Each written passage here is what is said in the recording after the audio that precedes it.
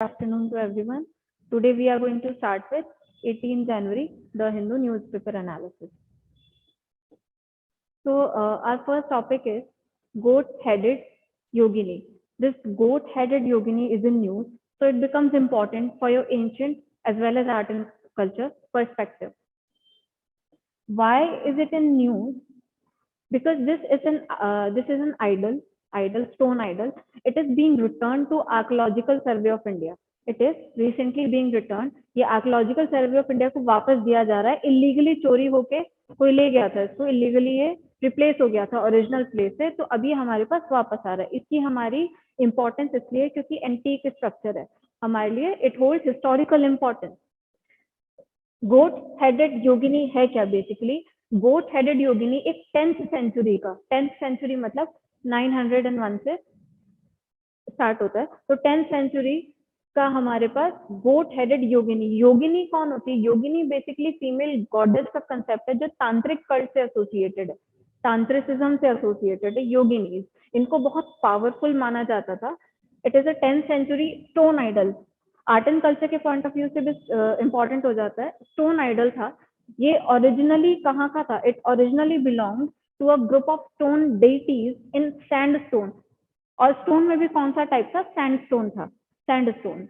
और ये originally install था लोखारी टेम्पल में. So this temple also becomes very important. इसकी लोकेशन भी पूछ सकते हैं, या इस टेम्पल को न्यूज में है तो मैच करने को आ सकता है कि किसकी वजह से न्यूज में है.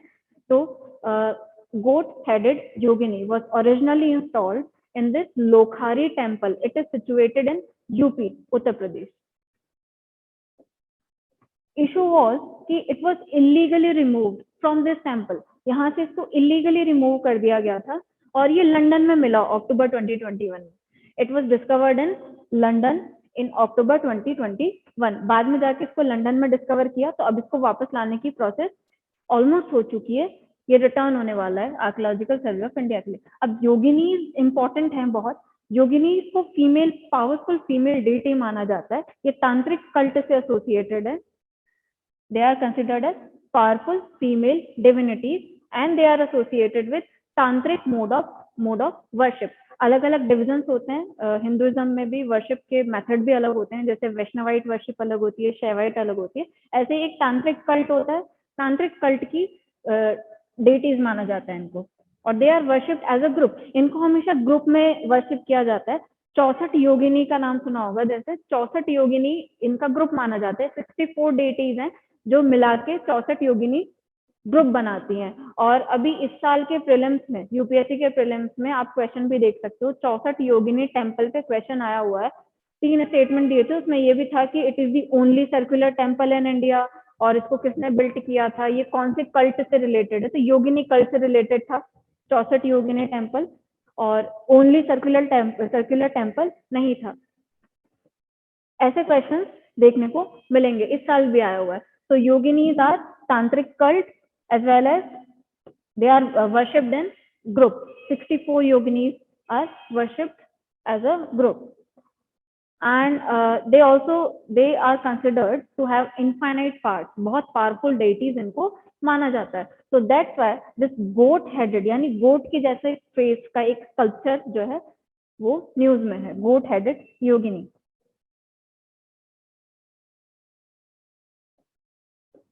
Another important news is this chips to startup program. ये चिप्स वो पोटैटो चिप्स वाला नहीं है. चिप्स माइक्रो चिप जो होती है, इलेक्ट्रॉनिक चिप जो होती है. इलेक्ट्रॉनिक और इलेक्ट्रिकल आइटम्स में क्या डिफरेंस होता है? Electronic item is those items, these are those items जिनमें इलेक्ट्रॉनिक चिप इंस्टॉल्ड होती है, और जिनमें नहीं होती वो सारे इलेक्ट्रिकल होते हैं. तो ये मेटी का, ministry of information and electronics and information technology का एक नया प्रोग्राम लॉन्च हुआ है. This is called as chips to startup programme. अब इसके एम हम देख लेते हैं. इंपॉर्टेंट है, और ऐसा कोई भी प्रोग्राम अगर लॉन्च होता है तो उसकी आपके लिए कंसर्न मिनिस्ट्री इंपॉर्टेंट हो जाती है. विच मिनिस्ट्री इज कंसर्न, तो कंफ्यूज नहीं होना. It is ministry of electronics and information technology.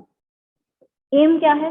First thing is to train 85,000 qualified engineers in the area of very large scale integration and embedded system design. अब basically ये क्या है?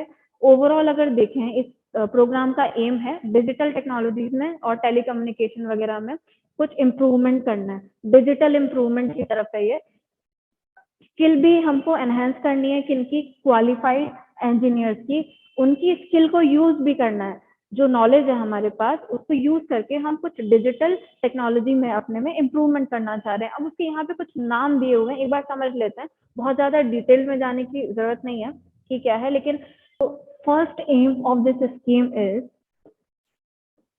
to train 85,000 qualified engineers in what? In the area of very large scale integration. See, technology जैसे जैसे नई नई आती है उनमें मॉडिफिकेशन होता है और मिनिएचराइजेशन होता है। मिनिएचराइजेशन जैसे पहले जो कंप्यूटर आया था पेंटियम वगैरह, बहुत बड़े बड़े कंप्यूटर थे, एक एक कमरे की साइज के, लेकिन अब मैकबुक भी आने लगी है ना। तो टेक्नोलॉजिकल एडवांसमेंट के साथ जो इक्विपमेंट्स होते हैं उनका मिनिएचराइजेशन होता है, कम से कम स्पेस में ज्यादा से ज्यादा डेटा स्टोर करना है। Same thing is here, very large scale integration क्या है? It is the current level of computer microchip miniaturisation. Computer की जो माइक्रोचिप होती है उसको और मिनिएचराइजेशन करना है और उसी ट्रांजिस्टर में सारे डेटा स्टोर करना है, प्लेस करना है। अनदर थिंग इज, एक तो इसमें ट्रेन करना था, दूसरा embedded system design. Embedded system design क्या होती है? एम्बेडेड सिस्टम डिजाइन एक माइक्रो कंट्रोलर और माइक्रो प्रोसेसर बेस्ड टेक्नोलॉजी होती है which is design to perform a specific task.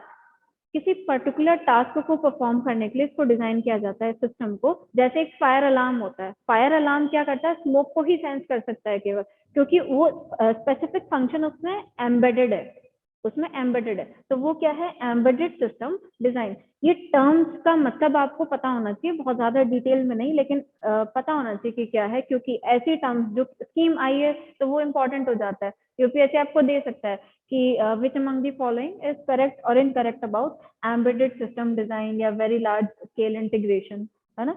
तो एम्बेडेड सिस्टम डिजाइन ये होती है, it is a micro controller और micro processor which is design for a specific purpose like fire alarm. Another thing is, second aim is to develop 175 ASICs. ASICs क्या होते हैं? Application specific integrated circuit. Application specific यानी किसी particular application के लिए बनाए हुए होंगे, एप्लीकेशन स्पेसिफिक इंटीग्रेशन सर्किट। ये भी माइक्रोचिप ही होती है, एक तरीके की माइक्रोचिप होती है which is designed for a specific application, microchip ही होती है। Then working prototypes of 20 system on clips. System on clip system क्या होता है? ये एक इंटीग्रेटेड सर्किट सिस्टम होता है जो सारे कंपोनेंट्स को इंटीग्रेट करता है, यानी जो भी कंप्यूटर के कंपोनेंट्स होंगे वो यहाँ पर इंटीग्रेटेड होंगे, सिस्टम ऑन क्लिप।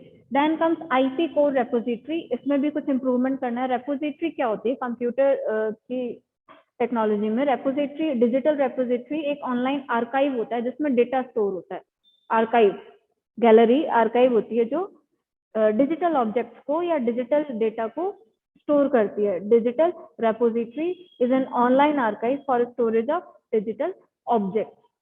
ओके, तो ये सारी चीजों में इंप्रूवमेंट करने के लिए MeitY, ministry of electronics and information technology has started chips to startup programme. यानी इनमें chips, microchips to startup, microchips में इन फील्ड्स में और टेक्नोलॉजी लाने के लिए, स्किल्स को और इम्प्रूव करने के लिए स्टार्टअप प्रमोट करना है इन दीज फील्ड्स। ओके,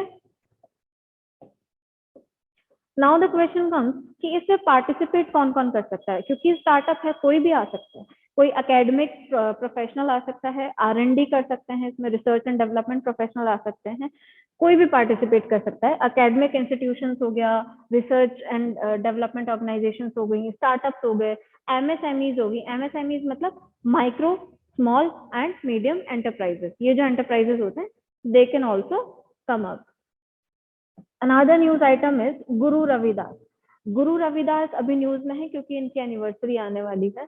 तो गुरु रविदास हमारे लिए एंशियंट हिस्ट्री के पॉइंट ऑफ व्यू से इंपॉर्टेंट हो जाते हैं बिकॉज ही इज अ भक्ति मूवमेंट सेंट और Bhakti movement is a very important topic. तो गुरु रविदास के बारे में देखते हैं। He was Indian mystic poet saint of Bhakti movement and founder of Ravidasia religion. Ravidasia religion के फाउंडर भी माने जाते हैं। कब? 15th and 16th सेंचुरी में। इनके जो हिम्स हैं, इनकी जो भजन है, जो इनकी टीचिंग्स हैं, हिम्स हैं, उनको गुरु ग्रंथ साहिब में भी देखने को मिलता है। गुरु ग्रंथ साहिब जैसे इंपॉर्टेंट डॉक्यूमेंट्स में इनके कंपाइलेशन मिलते हैं। तो Guru Ravidas is very important. अभी न्यूज में है तो you can expect a question. Guru Granth Sahib में इनके हिम्स कंपोज हैं। इन्होंने किस किस चीज के लिए काम किया था? He was reformer as well. इन्होंने किया था रिमूवल ऑफ कास्टिज्म, जो सोशल इविल्स थे हमारे भक्ति मूवमेंट के टाइम पे, इन्होंने उनको हटाने की कोशिश की थी। भक्ति मूवमेंट वाज बेसिकली क्या कि एक तो डिवोशन की तरफ ले जाना है लोगों को, डिवोशन की तरफ। दूसरा ब्राह्मणिकल डोमिनेशन, कास्टिज्म, इन सबको अपोज करना था। तो इन्होंने भी वही किया, removal of casteism, removal of gender based discrimination and promoting unity promote करना है। So this was about Guru Ravidas. Then coming to editorial section. Editorial में ऑथर ने जो इम्पोर्टेंट एडिटोरियल था, इसमें ये हाईलाइट किया है कि अपकमिंग टाइम में और पर्टिकुलरली 2022 में India in particular and world in general की डेमोक्रेसीज को क्या थ्रेट्स हैं, क्या क्या थ्रेट्स हैं, कैसे डेमोक्रेसी अफेक्ट हो सकती है। तो पहला इन्होंने रीजन बोला है कि USA is a threat to democracy. अब ये तो बहुत ही आयरॉनिकल स्टेटमेंट लग रहा होगा, क्यों? क्योंकि यूएस ओल्डेस्ट डेमोक्रेसी है ना। लार्जेस्ट तो इंडिया है, लेकिन ओल्डेस्ट कौन सी है? USA. Why USA is gradually disturbing और is it a threat to democracy? क्योंकि यूएसए में जैसे अभी देखा होगा उनकी जो पार्लियामेंट है उस पर अटैक वगैरह हुआ था। तो यूएस अपने डेमोक्रेटिक इथोस से थोड़ा थोड़ा शिफ्ट हो रहा है। वहाँ ये इथोस जो है ना, ये चेंज हो रहे हैं। तो जब यूएस में होंगे तो it can impact world wide. US is a threat. Another thing is China. China हमेशा से ही ऑथोरिटेरियन रहा है, लेकिन चाइना की अभी जो जियो पॉलिटिक्स है इंटरनेशनल रिलेशंस में, यानी जो उसकी बाउंड्री को लेकर और अपनी ज्योग्राफिकल एक्सटेंशन को लेकर जो डिप्लोमेसी रही है, वो बहुत और ज्यादा अथॉरिटेटिव होती जा रही है। तो it is also a threat to your democracy. अभी हमारी डेमोक्रेसी को थ्रेट क्यों है? क्योंकि हमको भी वैसे ही रिएक्ट करना पड़ता है कई बार। अगर सामने वाली कंट्री बहुत अथॉरिटेरियन है तो डिप्लोमेटिक सॉफ्ट पावर डिप्लोमेसी काम नहीं कर पाती कई बार। That's why it is a threat to democracy. Another thing is Taiwan issue with China. हमने देखा था पहले वीडियोस में कि ताइवान और चाइना का जो इशू है, चाइना ताइवान को अपना ही पार्ट मानता है, एक्सेप्ट नहीं कर रहा कि वो इंडिपेंडेंस चाहते हैं। लेकिन लिथुआनिया जो एक यूरोपियन कंट्री था, लिथुआनिया, तो यूरोपियन कंट्री है वो, उसने क्या किया, ताइवान की कॉन्सुलेट को, डिप्लोमेटिक ऑफिस को अपने यहाँ खोलने की परमिशन दी। तो it reflects what? It reflects कि वो ऑफिशियली ये रिकॉग्नाइज कर रहा है कि Taiwan is a separate country. अगर चाइना का ही प्रोविंस मानता तो क्यों देता? तो इनका जो इशू चल रहा है ना, ये भी इम्पैक्ट कर सकता है। इसने जैसे लिथुआनिया को इम्पैक्ट किया, हो सकता है चाइना का इसके साथ जो ट्रेड है वो इफेक्ट हो। ऐसे ही डेमोक्रेटिक सेटअप भी इफेक्ट हो सकता है। Another thing is Russia conflict with NATO. ये भी हमने देखा था लास्ट वीडियोज में कि यूक्रेन को, रशिया नहीं चाहता यूक्रेन मेंबर बने नाटो का, लेकिन नाटो की क्या है, ओपन डोर पॉलिसी, कोई भी आ सकता है। लेकिन अगर ये बन गया तो रशिया का नुकसान हो जाएगा। अब यहाँ पर एक नोट करने वाली बात यह है कि रशिया और यूक्रेन के बीच में ये चल क्यों रहा है टसल? क्यों रशिया उसको कॉन्कर करना चाहता है, क्यों अपना पार्ट बनाना चाहता है? क्योंकि कुछ ना कुछ इंटरेस्ट होगा, पर्सनल इंटरेस्ट होगा, तभी रशिया ऐसा कर रहा है, वरना क्यों करेगा? रीजन ये है, रशिया में जो लेक्स हैं, सॉरी जो सी पोर्ट्स हैं, वो सारे क्या है, फ्रीज हो जाते हैं। उनके पास हॉट वाटर सी पोर्ट नहीं है ना, सारे फ्रीज हो जाते हैं जैसे ही थोड़ी बहुत ठंड और बढ़ती है। तो उनका सी पोर्ट से ट्रेड अफेक्ट होता है। यूक्रेन के पास जो है ना, वो ऐसे सी पोर्ट हैं जो फ्रीज नहीं होते। उस एक सी पोर्ट के लिए रशिया चाहता है कि यूक्रेन उसके अंडर में आ जाए। अगर नाटो का मेंबर बना दिया तो यूक्रेन पे अगर रशिया अटैक करता है तो नाटो मेंबर साथ में रिटेलिएट करेंगे। आर्टिकल 5 ऑफ नाटो सेज कि एक भी मेंबर पे अटैक, सब पे अटैक माना जाएगा। तो इनका अलग डिस्प्यूट चल रहा है, वो भी डेमोक्रेसी को थ्रेट है। तालिबान का पढ़ाई होगा, अफगानिस्तान में तालिबान ने कंट्रोल कर लिया एंड तालिबान ने जितना नुकसान पहुंचाया डेमोक्रेसी को, आज तक उतना किसी ने नहीं पहुंचा। तो ये सारे अपकमिंग थ्रेट्स हैं डेमोक्रेसी के, ये एडिटोरियल में डिस्कस किया गया था। Now another important news item है लाइफ स्टॉक हेल्थ। यहाँ पे लाइफ स्टॉक की, जो हमारे एनिमल्स हैं जिनकी हम रेयरिंग करते हैं, उनकी हेल्थ को एम्फेसाइज किया है। जनरली हम अपनी हेल्थ का तो ध्यान रखते हैं, लेकिन लाइफ स्टॉक हेल्थ की भी जरूरत है। अब यहाँ पर ये न्यूज में है क्यों? क्योंकि अभी जो रिसेंट डिजीजेस आ रही है वो जूनोटिक डिजीजेस है। जूनोटिक मतलब which are spreading from animals to human, तो उनकी हेल्थ का ध्यान रखना भी इंपॉर्टेंट हो जाता है. Need to improve life stock health as most of the diseases now are zoonotic. First thing, then 95% of livestock population जो है वो रूरल एरियाज में, जितना भी लाइवस्टॉक की पॉपुलेशन है उसका 95% रूरल एरियाज में. तो रूरल एरियाज में पर्टिकुलरली वेटरिनरी सर्विसेज का इम्प्रूव करना इंपॉर्टेंट हो जाता है. Another important thing is कि agriculture sector is also dependent on livestock. Mixed farming जिसको हम कहते हैं, मिक्स्ड फार्मिंग क्या होता है, फार्मिंग प्लस कैटल रियरिंग. तो agriculture is also dependent on livestock. अगर उनकी हेल्थ अच्छी नहीं होगी तो हमारा एग्रीकल्चर सेक्टर जो अभी भी अराउंड 40 to 45% पीपल को एम्प्लॉयमेंट देता है, पॉपुलेशन को, वो अच्छा परफॉर्म नहीं कर पाएगा. So that would be a bad impact. इसके लिए हम कर क्या सकते हैं, हम वेटनरी सर्विसेज को इम्प्रूव कर सकते हैं. First thing. Second, mobile veterinary unit establish कर सकते हैं. जैसे मोहल्ला क्लिनिक का जो कंसेप्ट है, डोर स्टेप डिलीवरी करवानी है ना, मोहल्ला क्लिनिक दिल्ली गवर्नमेंट ने स्टार्ट किया था. ऐसे ही मोबाइल वेटनरी यूनिट, यानी मोबाइल यूनिट्स बनाओ, वो डोर स्टेप पे जाके लाइव स्टॉक को वेटनरी सर्विसेज दें. जैसे हमारे लिए होता है ऐसे उनके लिए भी इम्पोर्टेंट है to bring doorstep treatment. और दूसरा, हमको जो क्वैक्स पे हमारा डिपेंडेंस है, क्वैक्स कौन होते हैं, नॉन प्रोफेशनल डॉक्टर्स, कोई हकीम और ये जो आपको इलाज बताते हैं, ये क्या करते हैं, प्रॉपर नॉलेज नहीं होती because they are not professional, तो ये आपको गलत डोज भी दे सकते हैं. कई बार ओवर डोज दे देते हैं, और उस ओवर डोज देने की वजह से क्या होता है कि जो डिजीज होती है वो एंटी माइक्रोबियल हो जाती है, मतलब वो रेजिस्ट करती है फिर, ठीक है, वो असर ही नहीं करता. वो जो डिजीज होती है वो उसके ऊपर वो दवाई असर नहीं करती, एक्स्ट्रा डोज देने की वजह से माइक्रोबियल रेजिस्टेंट हो जाता है. सो दैट्स व्हाई क्वैक्स पे डिपेंडेंस हमको कम करनी है. Another thing is institutional health care हमको लाइफ स्टॉक के लिए भी इम्प्रूव करनी है. क्वैक्स पे कम करनी है डिपेंडेंस, और इंस्टीट्यूशनल हेल्थ केयर इम्प्रूव करनी है. जैसे इंसानों के लिए प्राइमरी हेल्थ सेंटर्स होते हैं फॉर ह्यूमन, ऐसे ही लाइफ स्टॉक के लिए भी प्रॉपर इंस्टीट्यूशनल फ्रेमवर्क होना चाहिए for health care. Another thing which we can do is livestock insurance cover अभी हमको बढ़ाना है, अभी उसका penetration नहीं है. livestock insurance को हमको और improve करना है. So all these things are very important. Livestock health is important. This was highlighted in this news item. This Chidambaram Pillai name and another name is Subramania Bharti. These two names are in news. Why? Because जो 26 जनवरी की अभी parade होने वाली है उसमें टैबलूज आते हैं हर state के. अभी सेंट्रल गवर्नमेंट ने जो वेस्ट बंगाल है, तमिलनाडु है और केरला, इन तीनों के टैबलूज को रिजेक्ट कर दिया. जो इन्होंने दिए थे वो रिजेक्ट कर दिया. वेस्ट बंगाल ने प्रपोज किया था, वो सुभाष चंद्र बोस के आईएनए कॉन्ट्रीब्यूशंस को उसमें दिखाना चाहते थे, वो भी रिजेक्ट हो गया.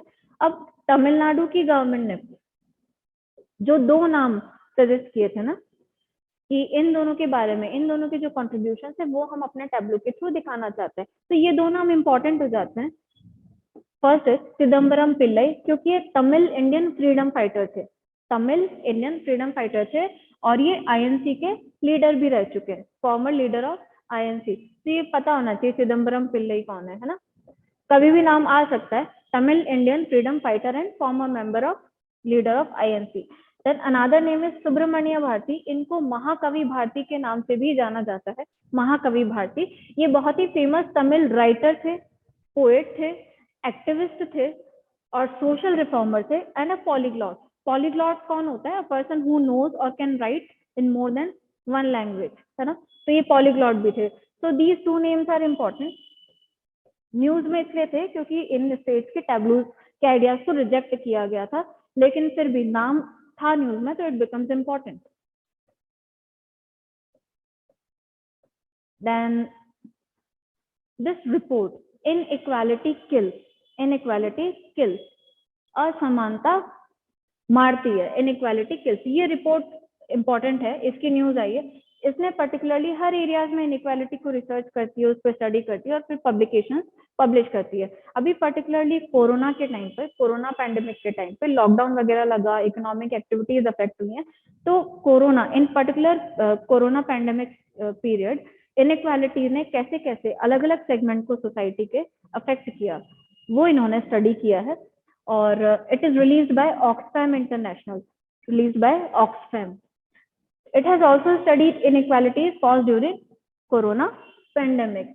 यहाँ पर जो एक टर्म इसकी रिपोर्ट में हाईलाइट हुई है, इट बिकम्स वेरी इंपॉर्टेंट। ऐसी टर्म्स पेपर में प्रीलिम्स में आ सकती हैं, वैक्सीन अपार्थाइड, और दे कैन कंफ्यूज यू, बहुत क्लोज ऑप्शंस दे देंगे। तो इन्होंने एक चीज को हाईलाइट किया है कि कोरोना के टाइम पे वैक्सीन अपार्थाइड बढ़ गया, अपार्थाइड मूवमेंट हुआ था, डिस्क्रिमिनेशन होता था on the basis of race.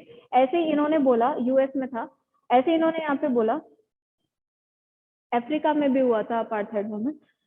तो डिस्क्रिमिनेशन हो रहा है, कहने का मतलब यहाँ पे है कि वैक्सीन अपार्थाइड यानी वैक्सीन से लेकर डिस्क्रिमिनेशन हो रहा है। ये इन्होंने क्यों हाईलाइट किया? इनइक्वालिटीज की वजह से। The author report is saying कि unequal access to vaccine between countries. Corona में क्या हुआ, वैक्सीन तो डेवलप कर ली हमने, लेकिन अभी भी कंट्रीज में अनइक्वल एक्सेस है। तो इस इनइक्वालिटी किल्स रिपोर्ट की, जो 2021 की रिपोर्ट है, उसमें सबसे ज्यादा जो चीज हाईलाइट हुई है वो है वैक्सीन अपार्थाइड, कि वैक्सीन को लेके बहुत inequality among the countries. It is released by Oxfam. So these are some topics which were important. Inequality Kills report released by Oxfam. Then these two persons, Subramania Bharti, also known as Mahakavi Bharti, and Chidambaram Pillai. And livestock health is important. This becomes addition in mains answer writing for you. And what could be threat to world's democracy in 2022? These factors. Okay? Guru Ravidas is important. Bhakti time sent, Bhakti movement sent of around 15th to 16th century, and his hymns are also seen in Guru Granth Sahib. Then this scheme, tips to start up scheme, which is related to developing or modifying technologies of microchips.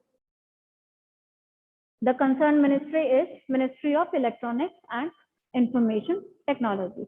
So that was it for today's analysis. If you like it, please like, share, and subscribe. Thank you.